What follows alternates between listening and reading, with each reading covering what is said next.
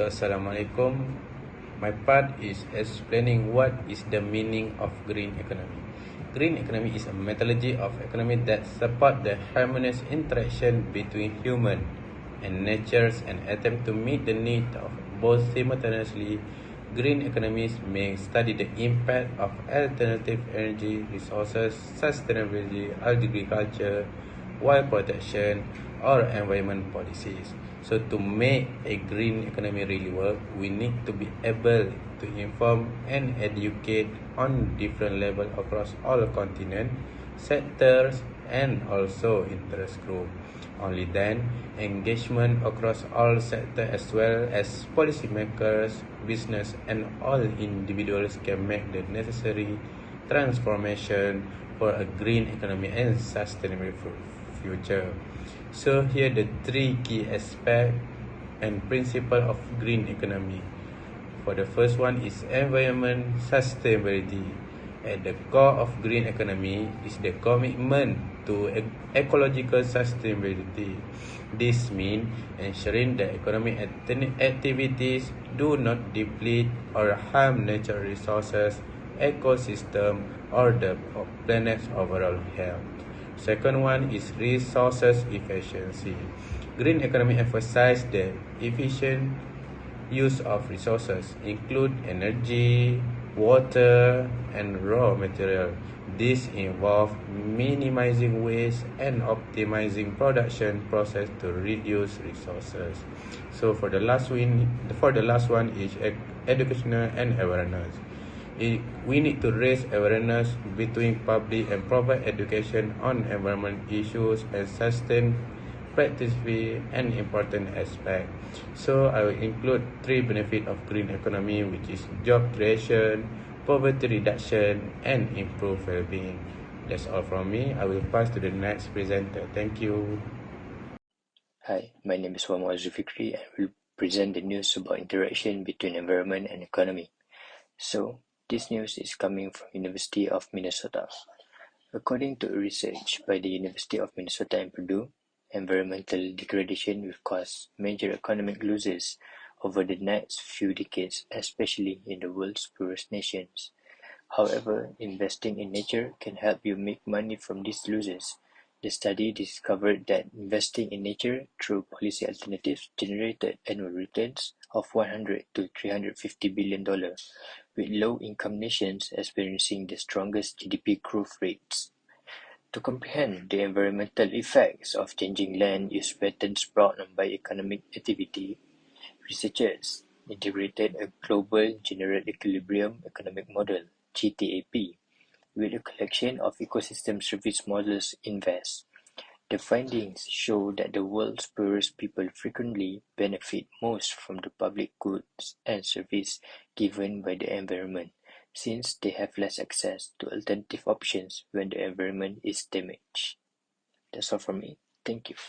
The next is National Energy Transition Roadmap. Malaysia launched its National Energy Transition Roadmap (NETER) on July. It sets the goal to accelerate energy transition and change the way energy is generated to improve climate resilience. The major opportunities highlighted in the NETR are as follows. The first is the Asian largest solar plants. Malaysia plans to build 1 gigawatt integrated solar photovoltaic plant, the largest of its kind in the Southeast Asia. The second is Household Rooftop Solar Initiative. The NETER introduced the mechanism that allow households to earn income by leasing out rooftop for solar panels installation. The third is Renewable Energy Zone. The establishment of the 1 gigawatt integrated renewable energy zone provides the potential investment opportunities in renewable energy sectors. The fourth is the largest scale solar park. The plan to set up 5 centralized largest scale solar park, each with capacity of 100 megawatt. Co-development by National Power Utilities Company (TNBs). The fifth is the energy storage system. The NETR emphasized the needs for utility scale energy storage system.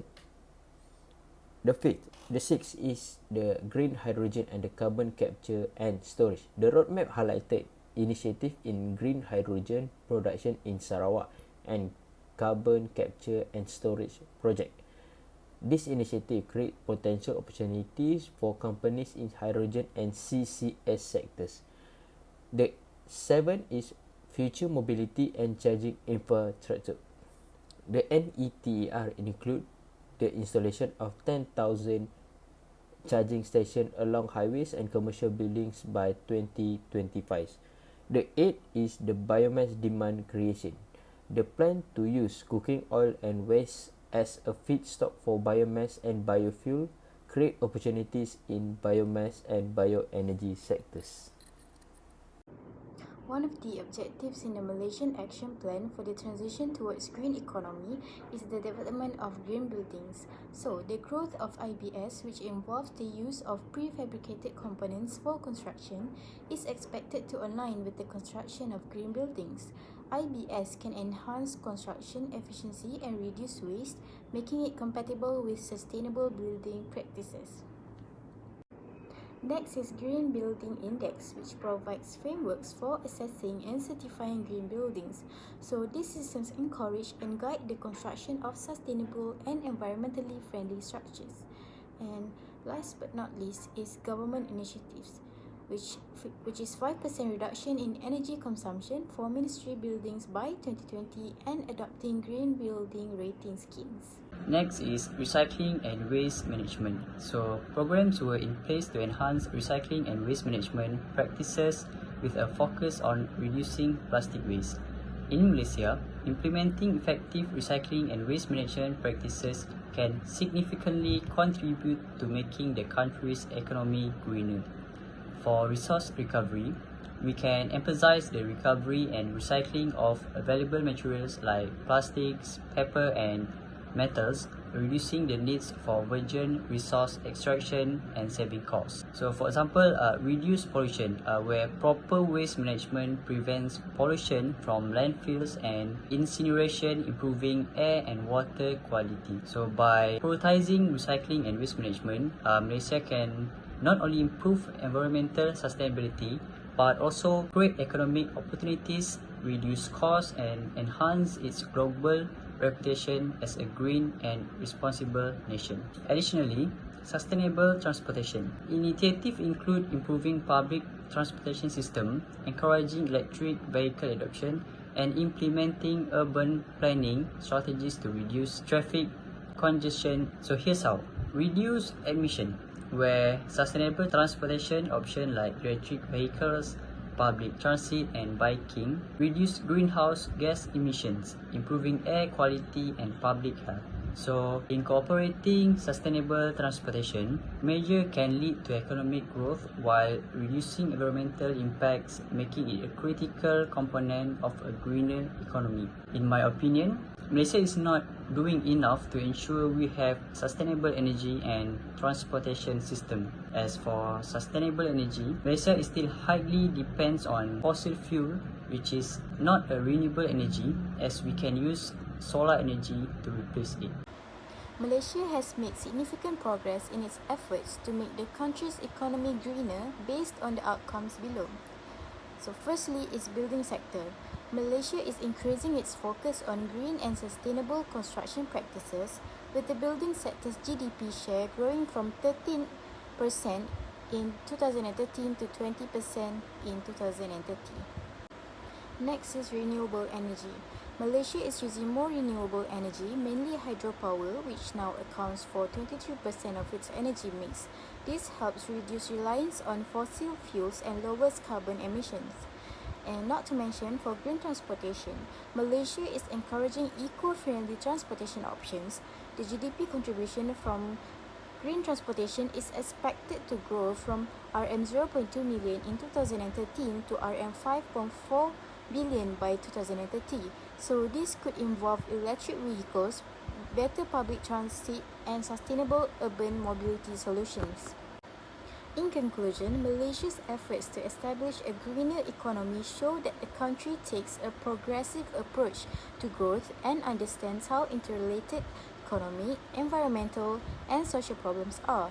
effective planning, implementation, and a dedication to sustainability will be necessary for this endeavour to be successful, setting Malaysia for a more prosperous and sustainable future. So that's all for our growth. Thank you.